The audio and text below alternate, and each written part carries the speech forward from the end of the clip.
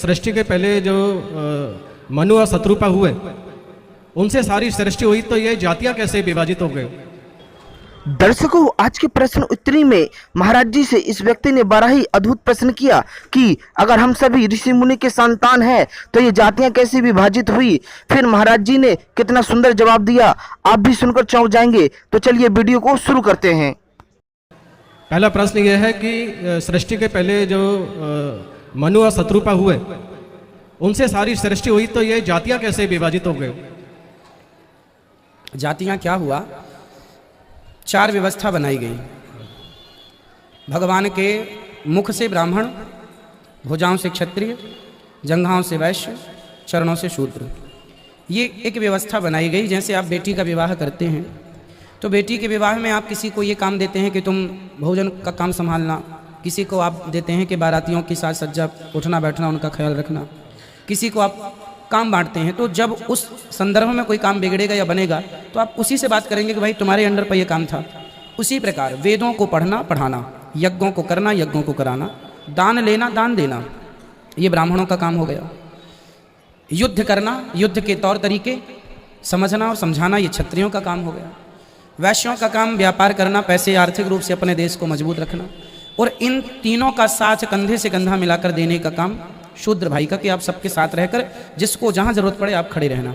ये एक व्यवस्था बनाई गई थी। लेकिन आज में क्या हुआ, जब हमारे देश में, जब देश गुलाम हुआ, जब हमारे देश में मुगलों का शासन हुआ, तो मुगल लोग क्या करने लगे, फिर धीरे धीरे क्या हो गया, व्यवस्था बनने लगी। जो मिट्टी का काम करने लगा उसे कुंभकार कहने लगे, जो चमड़े का काम करने लगा उसे मोची कहने लगे, जो लोहे का काम करने लगे उसे लोहार कहने लग गए। तो ये काम के हिसाब से उनके नाम, उनकी जातियां विभक्त होती चली गई। बाकी हैं हम एक। लेकिन गुरुजी, मैंने जहाँ तक सुना है, लोग ये कहते हैं कि मनु और शत्रुपा की सारी संतानें हैं। मनु शत्रुपा की संतान 9 बेटियां हुई, 1 बेटे हुए। 9 बेटियों का विवाह 9 ऋषियों से हुआ, उन ऋषियों की फिर हम संतान हुए। तो बाद में क्या हुआ ना, समय काल परिस्थिति के अनुसार, अब जैसे आप समझो, हमारे गांव में एक चौधरी साहब थे, चौधरी साहब। तो चौधरी साहब मतलब क्या, ठाकुर। भाई चौधरी, उनका ना जात थी ना उनका नाम था, एक उपाधि दी गई। हमारे गांव में जो श्रेष्ठ होता है उसको लोग चौधरी साहब या पटेल साहब कह के बुलाते, वो थे अलग, पर पटेल साहब आइए, चौधरी साहब आइए, एक उपाधियां दी जाती थी। तो वो उपाधि के बाद क्या हुआ, उनके बच्चे कच्चे फिर उसी को जोड़ते चले, पटेल साहब, पटेल साहब। तो वो थे ठाकुर, फिर ठाकुर से उनके पिताजी ने पढ़े तो बच्चों ने भी पटेल लिख लिया, तो बाद में वो जाति बन गई।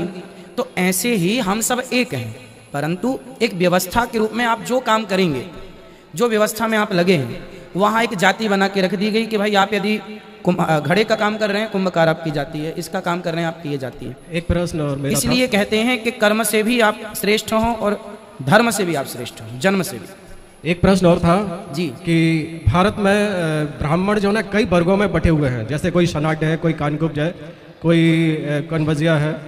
तो ये ब्राह्मण इतने भागों में विभाजित कैसे हो गए? क्योंकि ब्राह्मण तो संतान सप्तऋषि थे, लेकिन ये ब्राह्मण आपस में एक दूसरे को कहने लगे कि वो छोटा है, ये बड़ा है। तो ये समझ में नहीं आता समाज में, ये ब्राह्मण में क्या हो रहा है। छोटा बड़ा कहने से ब्राह्मण, एक ब्राह्मण दूसरे ब्राह्मण के यहाँ शादी नहीं कर पाता, वो कहता वो दूसरा, वो मुझसे नीचा है, छोटा है। ब्राह्मण में जब ऐसा हो रहा है तो थोड़ा सुन के बड़ा ताज्जुब लगता है। यही एटीट्यूड, यही अज्ञानता तो हमारे सनातन धर्म को बिगाड़ दिया, यही अज्ञानता।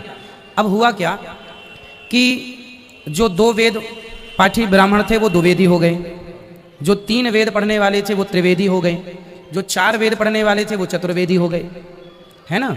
तो ये वेदों के हिसाब से, उनकी योग्यता के हिसाब से उपमाएं देती। ये एक्चुअली जातियां नहीं है, जाति एक है, ब्राह्मण। ये सब उपमाएं, उपाधियां हैं। उन उपाधियों को फिर आने वाले लोगों ने जातियां मान ली। तो बात क्या हुई, ये छोटा ये बड़ा, ये छोटे बड़े की जो भावना आ गई, इसी से हमारी संस्कृति का, हमारे सनातन धर्म का पतन होने लग गया।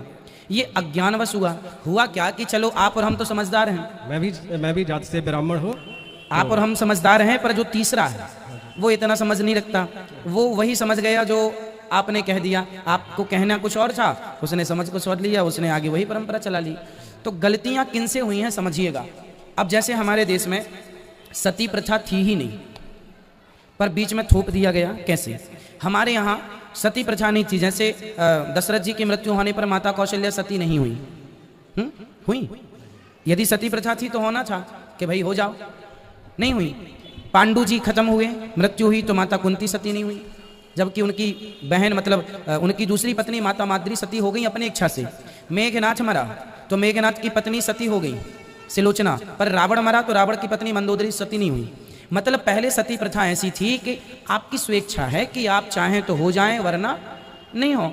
बाद में कुछ हमारे देश में शासनकर्ता राजा आए, उनकी सत्ता आई, उन्होंने कहा कि भाई जिनका पति मर जाता है उन स्त्रियों का अब क्या होगा। अरे बोले देखो वो कहानी सुनी होगी, टके सिर भाजी टके सिर खाजा, थी अंधेरे नगरी थानबूज राजा, टके सिर भाजी टके सिर खाजा, थी अंधेरे नगरी चौपट राजा। सुना हो ये कहानियां, किससे सुने हैं? एक चौपट राजा हुए। वो क्या हुआ, जिसने जैसा कह दिया अच्छा ऐसा कर लो भाई, जिनके पति नहीं है उन स्त्रियों का क्या करें। अरे बोले समाज में कहीं विकृति ना आ जाए तो जब पति मरा करे तो उनको सती कर दिया करो। हाथ पांव पकड़ के जबरदस्ती डालने की परंपरा किसी मूर्ख ने बोल दिया होगा, राजा भी मूर्ख, उसका मंत्री भी मूर्ख रहा होगा, अब कौन रहा होगा वो अपने को नहीं पता। वही टके सिर भाजी टके सिर खाजा वाली बात आ गई, अंधेरे नगरी चौपट राजा। गुरुजी मैं तो क्या हुआ कि उसने क्या किया कि जब उसका पति मरा तो उसने उसकी पत्नी को जबरदस्ती चिता में डाल दिया। एक मरी फिर दूसरे को, फिर ये धीरे धीरे देख देख के क्या हो गया, वो परंपराएं बन गई, वो परंपराएं स्टार्ट हो गई। फिर उन्हीं गलत परंपराओं का राजा राम मोहन राय ने विरोध किया और फिर उसे हटाया। अब आरोप क्या लगता है हमारे सनातन धर्म में, अरे आपके धर्म में तो सती प्रथा थी, नारियों को जिंदा जला दिया जाता था, ये आरोप लग गया। आरोप हमारे वेदों ने नहीं लगाया, हमारे वेद हमारे पुराण हमारे ऋषि मुनियों की तरफ से ये बात नहीं थी। कुछ अंधेर नगरी चौपट राजा वाले कुछ राजाओं की गलती, कुछ मूर्खों के कारण हमारे देश में यदि पृथ्वीराज चौहान हुए हैं तो जयचंद भी हुए हैं। तो हमारे देश में क्या, हर घर में हर जगह अच्छे और बुरे लोग होते हैं, कुछ अच्छी परंपराएं चला लेते हैं, कुछ बुरी परंपराएं चला लेते हैं। तो ये भी एक मनमाने राजाओं की बुरी परंपरा का परिणाम था जिसे राजा राम मोहन राय ने बंद किया। ये हमारे वेदों की ऋषि मुनियों की देन नहीं थी। उसी तरह ये जातवाद है, उसी तरह ये जातवाद है, ये भी हमारे ऋषि मुनियों की देन नहीं थी। ये भी हमारे यहाँ की एक व्यवस्था थी कि प्रेम मोहब्बत से रहो। यदि भेदभाव होता जातवाद को लेके तो राम जी ना तो शबरी के घर जाते, ना केवट को गले लगाते, ना निषाद राज को गले लगाते।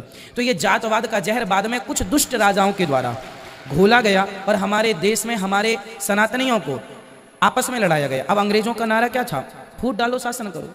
तो वो नारा क्यों दिए, क्योंकि उन्हें पता था कि ये लोग जातवाद पे बड़ा उलझते हैं, उन्हें हमारी कमजोरी पता चल गई, हम लड़ते गए, वो लड़ाते गए, वो हम पर शासन करते गए।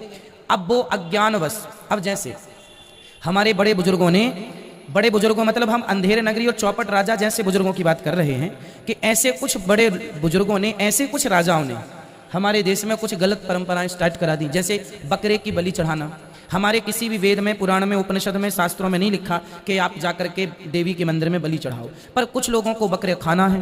अब खाना है तो मिले कैसे, तो बकरी की उन्होंने खाने के नाम पर परंपरा बना दी कि भाई इनके यहाँ बनेगा तो हम भी प्रसाद के बहाने पहुंचेंगे, अपने को भी मिलेगा, क्योंकि खरीद के तो खा नहीं सकते रोज रोज इतना महंगा, तो पूजा पाठ के नाम पर मिलता रहेगा। तो ये उन मांसाहारियों की परंपराएं आज भी चल रही हैं। लोग बेटे के विवाह में, जन्मदिन में और शादियों में, और कुछ लोग आज भी बकरे की बलि चढ़ा रहे हैं। ये अज्ञानवश परंपराएं बनी और अज्ञानवश आज भी उन परंपराओं को फॉलो किया जा रहा है। उन्हीं गलत परंपराओं को मिटाने के लिए दिन रात ये दास आप लोगों को बता के सुना के सही रास्ते पर ला के चलाने की कोशिश कर रहा है। गुरु जी मैं आपसे प्रार्थना करने ये आया था कि ब्राह्मण समाज में बहुत ज़्यादा विभिन्नता है, इस विषय पर आप जरूर बोलिए थोड़ा सा, जिससे ब्राह्मण लोग जो भेद मानकर बैठे हुए हैं वो भेद खत्म हो जाए, ऊंच नीच का, कि ऊंचा ब्राह्मण वो है, नीचा ब्राह्मण ये हमारे मथुरा में भी हो रहा है। अब देखिए ये तो हर प्रत्येक व्यक्ति की जिम्मेदारी है, तो एक बार मैं ये प्रत्येक व्यक्ति की जिम्मेदारी है कि अब ये समय नहीं है आपस में लड़ने का। होता क्या है ना, देखो जिसके घर में झगड़ा पड़ोसी से होता है ना, उसके घर में आपस में झगड़ा नहीं होता, और जिसका किसी से झगड़ा नहीं है तो अब वो किससे लड़े, तो आपस में ही लड़ लेता है कि भाई अब चलो तुमसे हम बात नहीं करेंगे, तुम छोटे हो हम बड़े। तो ये छोटे बड़े का भेद इसलिए हुआ, हमारे देश में क्या हुआ, अंग्रेजों मुगलों के टाइम पे ये जो परंपरा मैंने बात कही उसी रास्ते पर आज भी चल रहे हैं। अब ये नहीं है, अब जैसे समझो अंग्रेज आए हमारे देश में, अंग्रेज विदेशों में जो पश्चिमी सभ्यता है वहां पर ना कोट पैंट टाई बेल्ट लगाने की परंपरा है। अब आज हमारे देश में भी कोट बेल्ट टाई लगाते हैं, क्यों? वहां पर क्या है कि कोट इसलिए ब्लैक कलर का पहनते हैं, कोट इसलिए पहनते हैं क्योंकि सर्दी होती है, 12 महीने वहां सर्दी। हमारे यहाँ तो भरी गर्मी में अब फैशन के नाम पे कोट पहनते हैं लोग।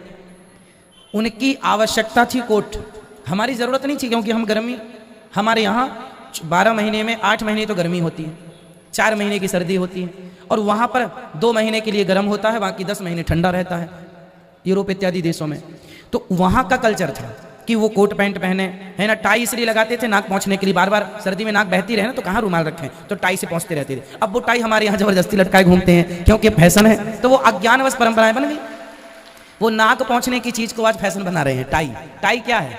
विदेशों में नाक पोंछने की एक परंपरा रही है, जैसे आजकल माने बच्चे को गले में रुमाल बांध देती है, नाक बहती रहती है, पहुंचती रहती है। तो पहले के लोग सर्दी, 12 महीने सर्दी है वहाँ, तो नाक किससे पहुंचे? तो टाई। तो अब उसे फैशन, अब देख लो वहाँ के लोग पिज्जा बर्गर खाने के लिए मजबूर हैं क्योंकि वहाँ ताजी रोटी नहीं मिलती, वहाँ की महिलाओं से रोटी नहीं आती। अब हम काहे पिज्जा बर्गर खाएं जब हमारे यहाँ ताजी रोटी है, ताजी सलादें हैं, ताजी सब्जियां हैं। वहाँ के लोगों को वहाँ ना दाल होती, ना चावल होता, ना अच्छे से अनाज होता, ना सब्जियां होती, ना वहाँ लौंग होती, ना इलायची होती, तो वहाँ कुछ नहीं होता। तो वहाँ पे सुअर का मांस खाने के लिए वहाँ पे मजबूर हैं। हमारे यहाँ 56 भोग है, फिर भी तो मछली खाओ, तो मूर्खता है। तो हम लोगों ने नकल की। अब जैसे हमारी माताएं, आप लोगों ने साड़ी पहनी, मांग लगाई, कितनी सुंदर आप लग रही हैं, लेकिन आज विदेशी महिलाएं तो साड़ी पहन रही हैं, पर हमारे देश की बहन बेटियां फटे कपड़े उनके फैशन के नाम पे घूम रही हैं। तो हमारी संस्कृति वो फॉलो कर रहे हैं, उनकी अज्ञानता हमारे माथे चढ़ गई क्योंकि हम अज्ञानी हैं, हम नकल करते हैं, हम अपनी अकल लगाते नहीं। तो ये सब अज्ञानवश है, इसी को